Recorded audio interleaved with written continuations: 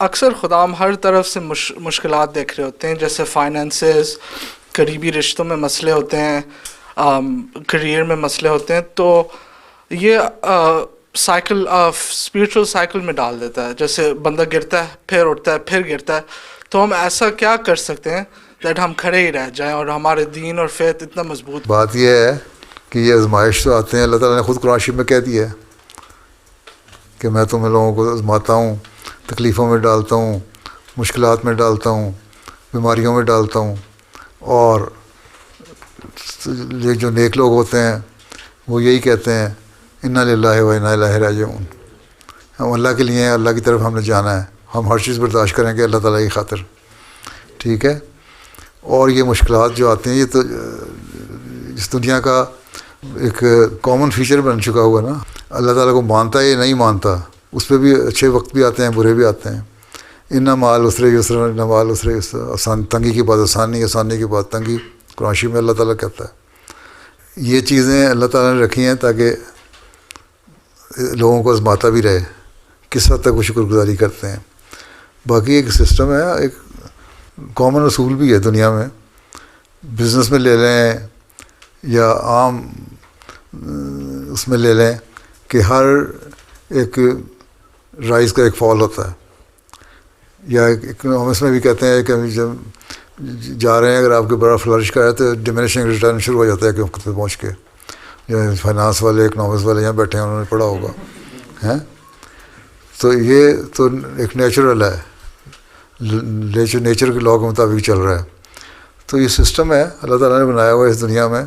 ہاں بعض لوگ ہوتے ہیں وہ بڑے اچھی حالت میں رہتے ہیں، لیکن بعض اللہ تعالیٰ کہتے ہیں ان کو میں اتنا دیتا ہوں کہ وہ پھر اس سے پاگل ہی ہو جاتے ہیں، دماغ خراب ہو جاتا ہے.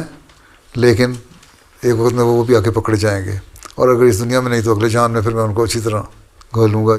اب یہ جو سعودی عرب میں آئل منی ہے یا عرب ملکوں میں اس کا غلط استعمال کر رہے ہیں، ہم سمجھتے ہیں بڑے اچھے ہیں اور ان کو کچھ نہیں ہوگا، لیکن ان کے بھی حالات خراب ہو رہے ہیں. قذافی کو انہوں نے ستیہ ناش کر دیا، عراق میں ہو گیا، اب بشار الاسد کے ساتھ کیا کچھ کر رہے ہیں. تو اسی طرح ان لوگوں کے ساتھ بھی ہوتا رہتا ہے. اور جو یہاں نہیں ہوتا وہ اگلے جان میں جا کے ہوگا. اللہ تعالیٰ کہتا ہے اگر میں کسی کو یہاں نہیں پکڑ رہا ہوں تو اگلے جان میں پکڑوں گا ضرور.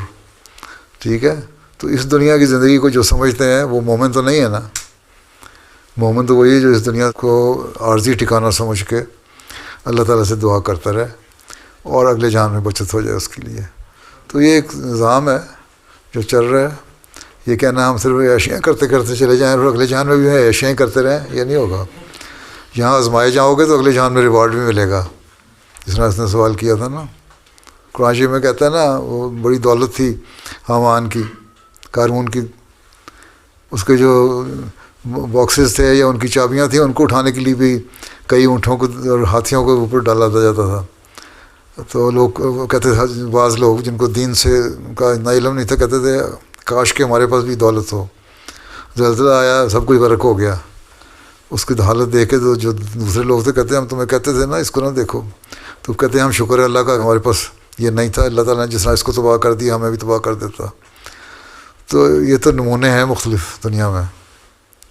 اس لیے سسٹم ہے اللہ تعالیٰ کا، آزماتا ہے اور دیتا ہی، اوپر نیچے ہوتا رہتا ہے، اتار چڑھاؤ. مذہبی دنیا میں عبادتوں میں بھی ایک جیسا سٹیٹس نہیں رہتا. حضرت صلی اللہ علیہ وسلم کے بارے میں آتا ہے کہ آپ عبادت کرتے تھے، کئی راتیں ایسی گزریں، ساری رات کھڑے رہے، اتنے دیر تک کھڑے رہے، نیت باندھ کے کہ پاؤں سوج گئے، ٹانگوں میں ورم ہو گیا، خون بہنے لگ گیا. یا سجدے میں چلے گئے تو اتنا لمبا سجدہ ہوا کہ بعض لوگ ساتھ نماز پڑھنے والے تھے کہتے لگتا تھا ہمارے ناک میں سے خون بہنے لگ جائے گا. لیکن ہر روز تو نہیں ایسا ہوتا تھا، عام حالت میں کم سجدے بھی ہوتے تھے. ٹھیک ہے. تو یہ اتار چڑھاؤ تو آتا ہے، زندگی کا حصہ ہے، چاہے وہ روحانی زندگی ہے یا مادی زندگی، دنیا کی زندگی ہے. ٹھیک ہے.